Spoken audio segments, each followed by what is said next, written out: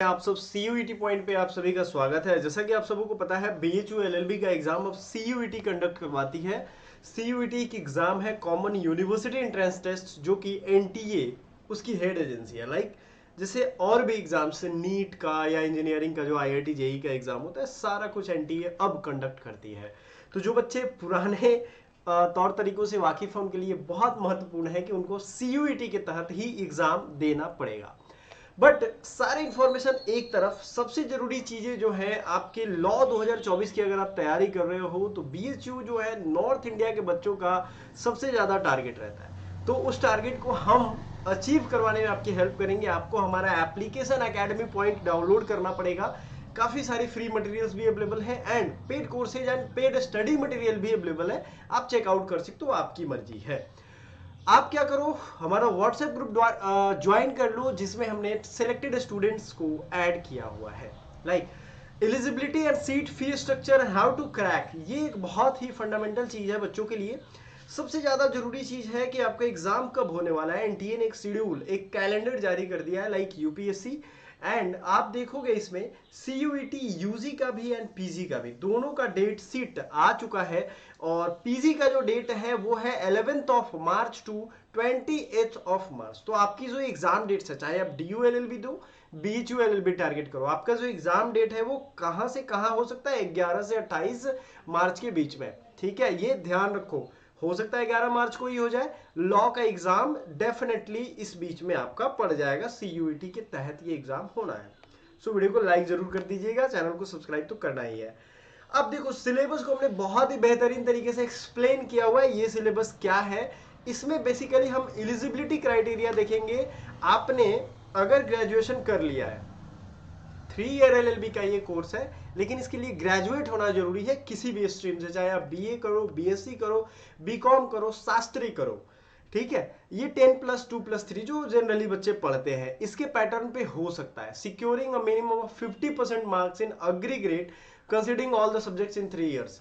मतलब आपके अग्रीगेटेड 50% नंबर होने चाहिए। ठीक है, आपका जो ऑनर्स पेपर है फाइनल में, वो एग्रीगेटेड का मतलब कंप्लीट आप समझ लो कि आपका फाइनल ईयर तक 50% आ जाना चाहिए। ठीक है, आपके जो फाइनल मार्कशीट आएंगे उसमें 50% इक्विवेलेंट मार्क्स होने चाहिए आपके। ठीक है, जो रिकॉग्नाइज्ड किया गया है वो 10 यानी 10th plus intermediate plus graduation का ये फेनोमेना आपके पास होना चाहिए। अब इसमें बहुत सारे बच्चे ये डाउट पूछते हैं हमसे, ठीक है, कि सर हम अलग कैटेगरी से हैं। तो देखिए, यहाँ अलग कैटेगरी वालों के लिए इसमें नहीं दिया है, जैसे DU LLB में दिया हुआ था। ठीक है, और ये सिलेबस को मैंने बहुत अच्छे से एक्सप्लेन किया है। हम वीडियो के नीचे भी लिंक दे देंगे, LLB की पूरी प्लेलिस्ट है, उसमें आपको मिल जाएगा, आई बटन पे भी मिल जाएगा, एंड आपके वीडियो के लास्ट में भी हम लिंक दे देंगे।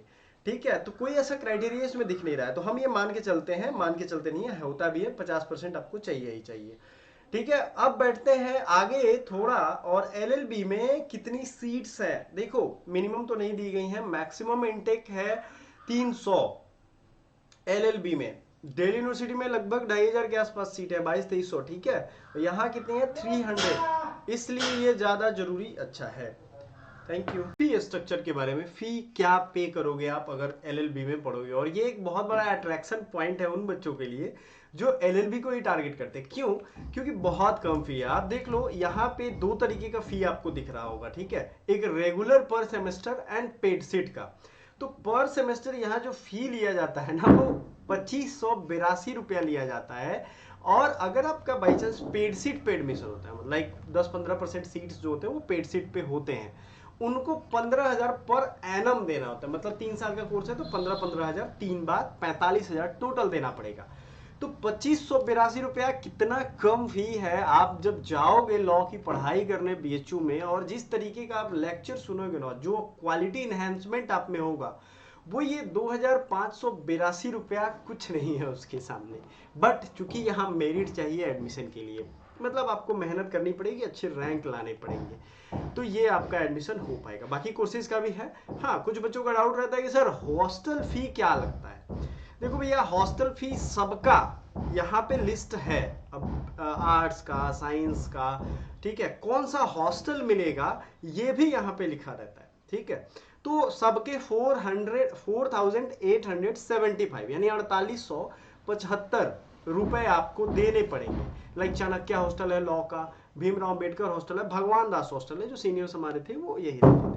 तो 4875 रुपए आपको लग ही जाएंगे हॉस्टल फी के तौर पे, ठीक है, कोई दिक्कत नहीं इसमें, आपको कंफ्यूजन में नहीं आना है। ये 4875 हॉस्टल फी है। अब बात कर लेते हैं आपकी एलिजिबिलिटी क्या होगी। अगर आप बीएचयू टारगेट कर रहे हो तो एलिजिबिलिटी में आपने देख लिया आपको फॉर्म कैसे भरना है, ये सारी चीज तो हमने बता ही दिया।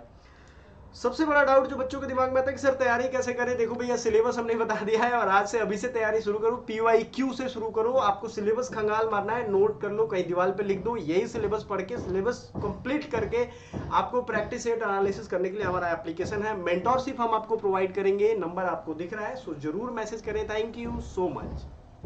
हेलो फ्रेंड्स, अगर आप सीयूईटी की तैयारी कर रहे हैं और सीयूईटी चैनल को सब्सक्राइब आप जरूर करें, साथ ही साथ हमारा जो एप्लीकेशन है एकेडमी पॉइंट, इसको जरूर आप डाउनलोड करो। और अगर आप किसी भी कोर्स की तैयारी कर रहे हो, चाहे वो सीयूईटी यूजी हो या पीजी हो, आपके लिए ये एप्लीकेशन बहुत ज़्यादा हेल्पफुल रहने वाला है। एंड बी श्योर कि आप इसे डाउनलोड जरूर करो, ठीक है, क्योंकि ये आपके क्लास की तैयारी में बहुत ज़्यादा हेल्प करने वाला है। एलएलबी की तैयारी के लिए हम आपको बता दें, इसमें आपको अभी का कोर्स जो है वो 50% ऑफ पे मिल जाएगा, 2000 रुपए का डिस्काउंट इंस्टेंटली मिल जाएगा।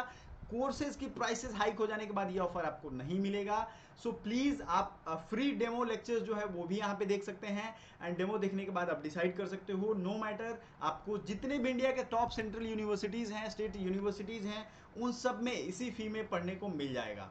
So don't wait for the next time, it is the best time, आपको यहीं से तैयारी शुरू करनी है।